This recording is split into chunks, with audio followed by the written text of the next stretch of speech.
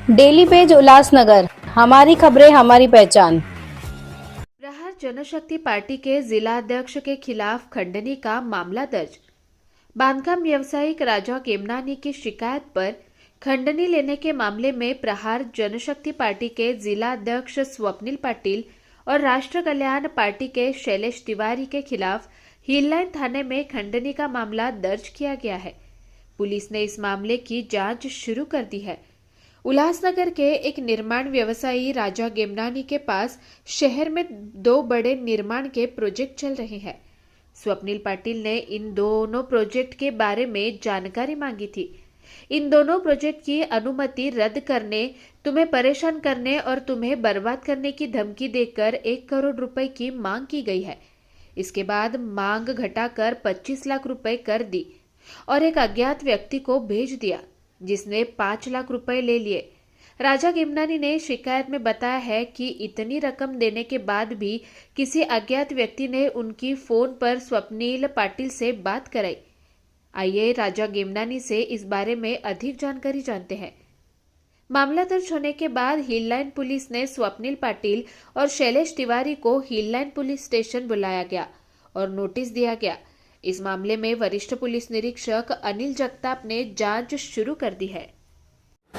इसमें कैसा है कि मेरे 2 प्रोजेक्ट उल्लासनगर में आए बड़े वाले। एक समता नगर उल्लासनगर 4 में मैंने प्लान पास किया है और एक गायकवाड़पाड़ा में गेमनानी कंपाउंड के सामने मेरा काम चालू है।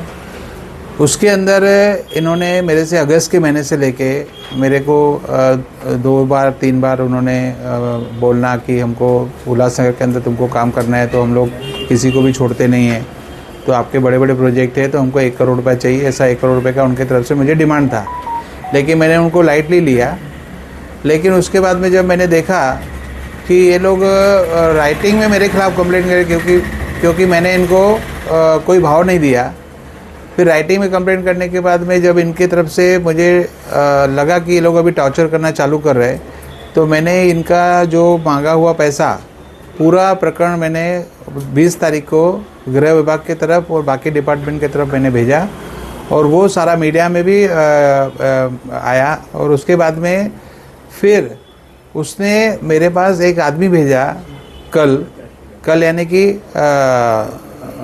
27 तारीख को, और वो आदमी ने आके मेरे को बोला कि मैं स्वप्निल पाटिल की तरफ से आया हूँ और मुझे आपसे बात करवानी है। जब मेरे से बात करवाई उसने खुद के मोबाइल से, तो उसने मेरे से बात करने के बाद में अब वो 1 करोड़ का छोड़ दो, आप जो भी है आप 25 लाख दो और इस विषय को ख़त्म करो। और फिर वो जितना भी वाक़या था वो CCTV कैमरा में कैद हो गया।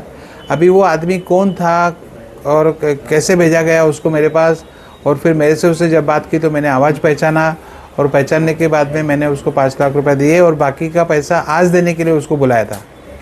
लेकिन इन बिटवीन जब मैंने पुलिस के पास गया तो पुलिस का कहना था कि आप इतना सब होने के बाद में भी आपको FIR करना चाहिए, आप FIR दे दो आपका।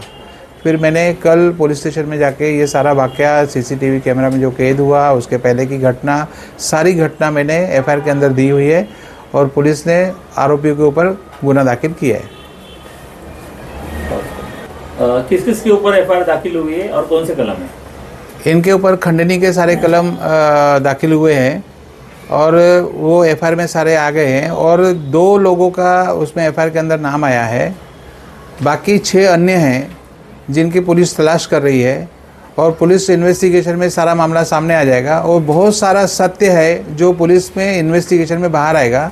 और मुझे विश्वास है कि पुलिस बहुत बारीकी से उसकी इन्वेस्टिगेशन करेगी कि इनका कंप्लेंट करने का मोटिव क्या है, ये पूरे शहर के अंदर क्यों कंप्लेंट करते, कितने लोगों की कंप्लेंट करते। मैं बोलूँगा कि पुलिस सारे लोगों को बुला के, जिन जिन लोगों की इन्होंने तकरार की है उनकी स्टेटमेंट ले, अधिकारियों के ऊपर कैसे दबाव लाते हैं अधिकारियों की स्टेटमेंट ले, तो ये सारा जो मामला है और जो इनका काम धंधा है खंडनी मांगने का और पैसा मांगने का, वो सारा मामला सामने आएगा। लेकिन मुझे मेरे केस के बारे में ये कहना है कि पुलिस ने मेरी FIR ली है। मुझे पुलिस के ऊपर पूरा विश्वास है कि पुलिस उन लोगों की बारीकी से जांच करेगी और जो दोषी है उनके ऊपर 100% कार्रवाई करेगी और मुझे न्याय देगी। कुछ व्हाट्सएप ग्रुप पे 2 वीडियो वायरल हुए जिसमें स्वप्निल पाटिल और शैलेश तिवारी बोल रहे हैं कि ये हमें फंसाया जा रहा है। देखो, अगर मैं फंसा रहा हूँ या उनको लगता है कि मुझे फंसाया जा रहा है, तो ये पूरे शहर को पता है कि 2019 से लेके 2024 तक इन्होंने कितने लोगों की तकरार की, कितने लोगों को इन्होंने फंसाया, कितने लोगों को इन्होंने ब्लैकमेल किया, कितने लोगों से इन्होंने पैसा लिया। ये पूरा जग जाहिर है, ये मीडिया को भी पता है। तो कौन किसको फंसा रहा है, कौन क्या कर रहा है, ये सारा मामला इन्वेस्टिगेशन का पार्ट है। इन्वेस्टिगेशन में ये सारी चीज़ें सामने आएगी और दोषियों के ऊपर कार्रवाई होगी, ऐसा मुझे विश्वास है। आपने स्टेटमेंट में जगत सिंह गिरासे के केस का उल्लेख किया है, क्या है वो केस, जरा बताइए। मैंने किसी का उल्लेख नहीं किया है।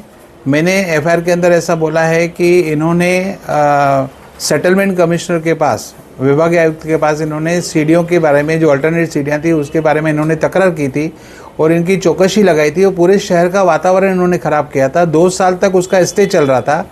उसके बाद में उन्होंने अपने आदेश में, सेटलमेंट कमिश्नर ने अपने आदेश में लिखा है कि कंप्लेनर ने कंप्लेंट पीछे ली है और उन्होंने बोला है कि ये बोनाफाइड डॉक्यूमेंट्स है, बोनाफाइड सीरीज़ है, मुझे इनके बारे में कोई तकरार नहीं है। ये ऐसा सेटलमेंट कमिश्नर के ऑर्डर में आया है।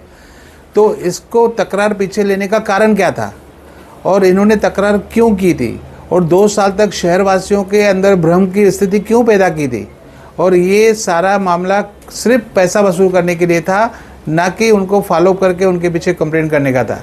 तो ये सारा मैंने एफआईआर में भी दिया है, वो वाकया भी मैंने एफआईआर के अंदर दिया है, क्योंकि ये वाकया उन्होंने मुझे बताया कि आपको मालूम है कि हमने झलक की कंप्लेंट की, वो हिल्टन की कंप्लेंट की, कालानी सोसाइटी की कंप्लेंट की, सीढ़ियों का मामला हमने उठाया और आपको मालूम है कि हमने उनके ऊपर क्या क्या तकलीफ़ें पैदा करवाई, क्या क्या तकरारें की। अगर आपको इन सब चीज़ों से बाहर निकलना है तो हमें पैसा आपको देना पड़ेगा। ये सारा वाकया मैंने एफआईआर में दिया हुआ है और उसकी भी इन्वेस्टिगेशन पुलिस करेगी।